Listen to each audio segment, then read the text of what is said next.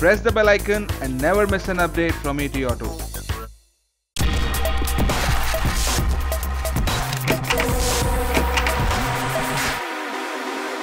Hello and welcome to ETAuto. We have here with us Mr. Rahil Ansari, Managing Director, Audi India. Audi is one of the leading luxury car manufacturer globally, and they have been trying to establish themselves in India on the top. Rahil, one of the youngest CEO and Managing Director for the brand, has been trying to fix things together for the last few months. Let's check what has been their status. How are they gearing up for the spot they have been looking at? Hello, first of all, I guess it's a difficult year, it's a challenging year, but it's actually good for us to set things right. I think we've taken the year also in a positive spirit to do our homework for the next 12 to 24 months that are coming up. That's something which we're very much looking forward to. A lot of new product launches will come up in the next 12 to 24 months, as I said. So one of those things, of course, that I always love to talk about is electric mobility with the e-tron that will be globally presented on the 17th of September. When I heard that you have a strong plan for electric vehicles, also probably e-tron is going to come to India, how long we have to wait to see that? So that's a good question. The initial plan was to launch it until 2020 latest. I guess the infrastructure is now getting a little bit accelerated, so that looks very promising. So when I said latest, I mean that we can launch the EV already in 2019, and if the infrastructure is right, we will definitely also launch it in 2019 because our dealer network is ready. Partners are ready to do it, of course, with a fantastic car. And of course also we have trained our manpower internally. Externally, of course, with our dealer partners will also do it. What are the key strategy to come back? Because now your two other German rivals have taken number 1, number 2 spots. Audi used to be at a very good position in India. How do you think that when you will be able to revive back, and what are the strategy? How are you going to plan your product? Is there a new segment that you are trying out? See, the luxury segment or the automotive segment in India is very cyclic. So you have a lot of product life cycles, which of course decide also the volume. Let's put it this way in the segment. Since we have a couple of cars that are older in the product life cycle, we will of course also launch new cars soon. So one part is the product for sure, where we will strike back. The other thing is, of course, while we're number 3, we're not only looking at numbers. For us, it's really important that you can that you have a sustainable growth with the dealer partners. So when you talk about products, what kind of shift are you going to make in product strategy, and a new segment that you are going to explore, or how is it going to be? How are you trying to launch your offensive? So there for us 3 pillars. One is new body types. We started actually last year with the A5. There will be new body types coming in without telling already too much. Of course, you saw a shift to the Q range already, to sedans, from sedans to SUVs. So SUVs are taking over, while earlier it was a clear shift towards sedans. A few years back, still 60 to 40 or even 70 to 30. It's now equally at a split of 50-50%, and we see the SUVs taking over, which means 40 to 60 is the expectation level, which also means that we're going to launch more SUVs in the segment.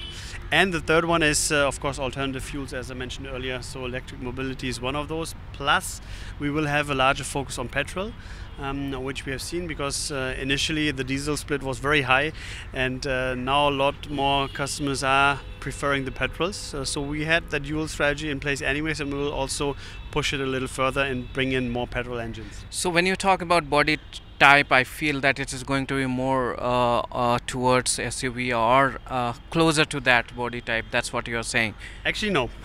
It will be a different body type. I know you're very curious about it. But let me put it this way. There's, of course, a discussion happening on FPUs possibly being imported without homologation in India. If that regulation will be confirmed, we can, of course, try out a couple of more body types in the entry segment, for example, so below the existing range that we have for the moment, to see how the customer reaction is. So once that is looking promising or successful for us. Do we you can want to look at target localizing it. segments like A segment and B Yeah. segment, which your rivals have? Uh, uh, A segment. yeah, like Yeah. Mercedes has A class, B class. Do you want to cater to that? See that in these areas we are already. Let's put it this way. I guess where we are at the moment with that product portfolio, it's okay. But I guess you need to expand that product So portfolio. you will go down further. We will go down and we'll go up. So Okay, that's the both strategy. way, both way. So that is the So up, strategy. if I talk about up, then I mean up.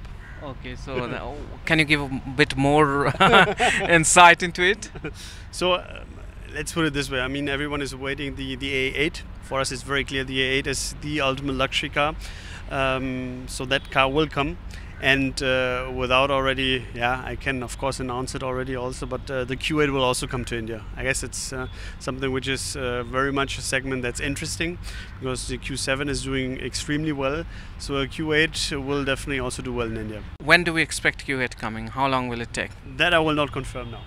So there seems to be a strong focus towards SUV across segment, be it luxury or the mass segment. For you, how the ratio is going to be in terms of SUVs versus sedan or other category? See, I think there will be a stronger focus on SUVs, because that's a preference also of the customers, as we see. That could also be a little bit of a mixture of a crossover in that direction, because customers, they like to sit a little higher in India, so they also prefer that presence on the road. I think we've done extremely well on this, especially because we have been the first ones to cater to this segment with the Q7 earlier, 12 years back already, and subsequently with the Q5 and with the Q3. How do you see this year putting you in Indian market? See, this year, as I said, it's a bit of a challenge for us, especially one, of course, is the product part of it, but that's not the biggest challenge. Of course, we had also some topics in the network that we had to address. We're doing this. We're, of course, also looking for new dealer partners in certain cities to ramp up the growth for us. Plus, of course, the unit budget was not very favorable. We had very low stock available within the dealerships as well as at the importer level within Audi India. That also meant that we had to increase prices much earlier as opposed to maybe other manufacturers. So how are you looking at localization plan in India? Do you want to further go local, because that will probably help you in cost competitiveness? See, localization, we have a clear cut-off responsibility. So in terms of localization, the plant is in charge of this, so you need to ask them in terms of the plans of localization. I can tell you as much that in case taxes are made more favorable for us, we will of course also look at investing more in India, because that will also make luxury cars more accessible, which means if you make them more accessible, we are able to sell more. We will of course have more products coming in. That would also mean more investment happening in terms of production, but then also expanding the network and subsequently also hiring more people. How your group parent company looks at India, because in the past we have seen that there has been some reluctance when it comes to investment in India. How the situation is right now at Volkswagen Group, your parent company? See, Volkswagen Group, well, I will not comment on Volkswagen Group, but I can comment on is Do you think you are getting required support in terms of investment? Are they still bullish on Indian market? So I comment on Audi AG. Audi AG as a headquarters, they are of course very much focused on India, and I always love to give that example, because with the amount that we were selling, so last year it was 7,876 cars. Normally you would not get the attention with a lot of markets in the world with that amount being sold, because it's from a volume perspective a very small amount as opposed to the global volume. But at the same time, the board members are very focused on the Indian market and see that as a strategic market, because we know that the Indian market has a growth potential. So yes, we get the support. Of course, we are always fighting to get more. That's part of the job and that's part of the nature, but I guess that's something which is very good. Thank you, Rahil, for talking to you. Wish you all the very best for your targets, and you achieved #1 again. Thank you. Thanks.